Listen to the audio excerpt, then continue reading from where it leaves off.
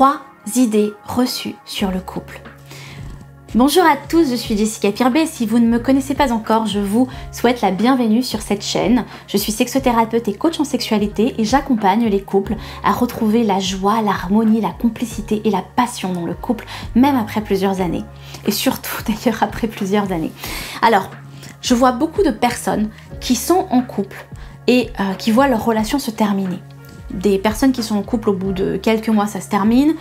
Des personnes qui sont en couple depuis très longtemps et qui pensent à la séparation et ils songent à la séparation. Bref, rien ne va plus. Surtout qu'aujourd'hui, on est dans une société de consommation et que c'est très simple finalement de jeter quelque chose qui ne va pas plutôt que de le réparer. Et le couple, c'est aussi ça. Et les 3 idées reçues qu'on a, que j'ai envie de vous transmettre aujourd'hui, la première idée, c'est que le couple c'est naturel. Non, ce n'est pas naturel. Et c'est pour ça qu'on a autant d'emmerdes. C'est pour ça que c'est compliqué. C'est pour ça qu'il y a autant de séparations et de divorces. C'est pour ça qu'aujourd'hui ça devient très très compliqué pour les couples. Parce que le couple c'est pas naturel. Et aujourd'hui les temps ont changé. Les choses évoluent très très vite. Et on est dans une société effectivement où, comme je l'ai dit, on a le choix. Et c'est très facile de sauter de personne en personne, de se séparer, etc. Enfin, très facile. C'est pas très facile, surtout quand on a été ensemble depuis très longtemps, mais on va dire que c'est moins difficile qu'il y a quelques années. Et l'idée numéro 1, c'est que le couple est naturel. C'est pas naturel puisque le couple s'apprend. On a été très longtemps seul, on est d'accord?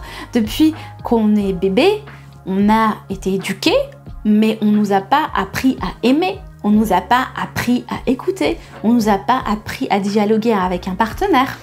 Bref, on ne nous a pas appris l'amour ni la sexualité. Donc ce n'est pas naturel et le couple s'apprend et s'entretient. La deuxième idée reçue, c'est que dans le couple, ça doit être toujours la passion. Là aussi, on se trompe parce que de penser ça, ça crée beaucoup de dégâts. Parce qu'après la phase passionnelle, qu'est-ce qui se passe? Les couples se lassent et les couples se séparent. Surtout les couples jeunes que je vois et que j'accompagne aujourd'hui, j'accompagne beaucoup d'hommes aussi célibataires qui ont une trentaine d'années, qui ont des relations amoureuses, au bout de 3 mois ça se termine. Des femmes aussi qui changent de partenaire régulièrement. Alors c'est ok quand le partenaire ne convient pas, mais ce qu'il faut savoir aussi c'est qu'il y a une phase de passion et il y a une phase de développement des sentiments et qu'il y a aussi la fusion et la défusion.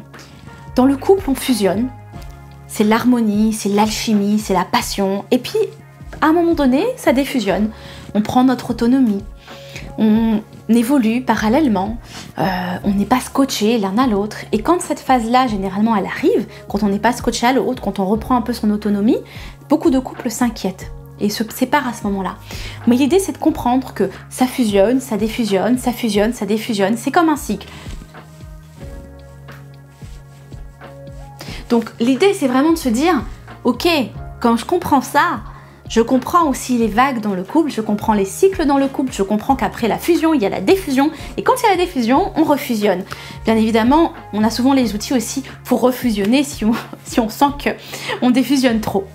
Ça c'est la deuxième idée reçue que j'avais envie de partager avec vous. La troisième idée reçue que je vois souvent, c'est que quand il y a de l'amour, il y a du désir. Non. L'amour et le désir, ce n'est pas la même chose, il faut distinguer les deux. Bien évidemment, quand il y a de l'amour et du désir, et c'est ce que je vous apprends sur cette chaîne, c'est mieux, mais l'amour et le désir sont pas les mêmes. Et donc ça veut dire quoi, ce que je vous dis? C'est pas parce qu'on s'aime qu'on va avoir tout le temps du désir l'un pour l'autre. Le désir, ça s'entretient les amis. Le désir, c'est quelque chose qui va se stimuler, qui va s'éveiller.